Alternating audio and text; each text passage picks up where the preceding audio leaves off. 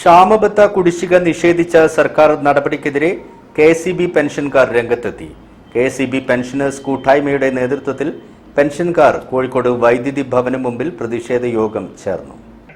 KSEB ലിമിറ്റഡിലെ പെൻഷൻകാരുടെയും ജീവനക്കാരുടെയും ക്ഷാമബത്ത കുടിശ്ശിക നിഷേധിച്ച കേരള സർക്കാർ നടപടിയിൽ പ്രതിഷേധിച്ച് കെഎസ്ഇബി പെൻഷനേഴ്സ് കൂട്ടായ്മയുടെ നേതൃത്വത്തിൽ പെൻഷൻകാർ കോഴിക്കോട് വൈദ്യുതി ഭവന് മുന്നിൽ പ്രതിഷേധ യോഗം സംഘടിപ്പിച്ചു.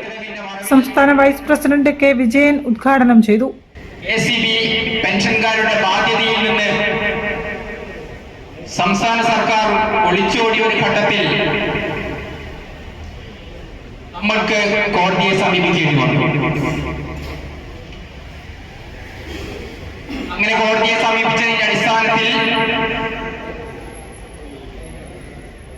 ഡ്യൂട്ടി ഇനത്തിൽ കിട്ടുന്ന തുക ഗവൺമെന്റിന് കൊണ്ടുപോകാൻ സാധിച്ചില്ല എന്നുള്ളത് സത്യമാണ്. അതുകൊണ്ട് മാത്രമാണ് ഇപ്പോഴും നമുക്ക് പെൻഷൻ കിട്ടുന്നത് എന്നുള്ള യാഥാർത്ഥ്യം എല്ലാ പെൻഷൻകാരും ഓർക്കുന്നത് നന്നായിരിക്കും. ജില്ലാ പ്രസിഡന്റ് PI അജയൻ അധ്യക്ഷനായിരുന്നു. സംസ്ഥാന കമ്മിറ്റി അംഗം AK അബ്ബാസ്, ജില്ലാ സെക്രട്ടറി M മനോഹരൻ, C Aravindakshan, P Peethambaran, PI Pushparaj, P Sudhakaran തുടങ്ങിയവർ സംസാരിച്ചു. News bureau, Kozhikode. ജില്ലാ വാർത്തകളിൽ മറ്റൊരു ഇടവേള കൂടി.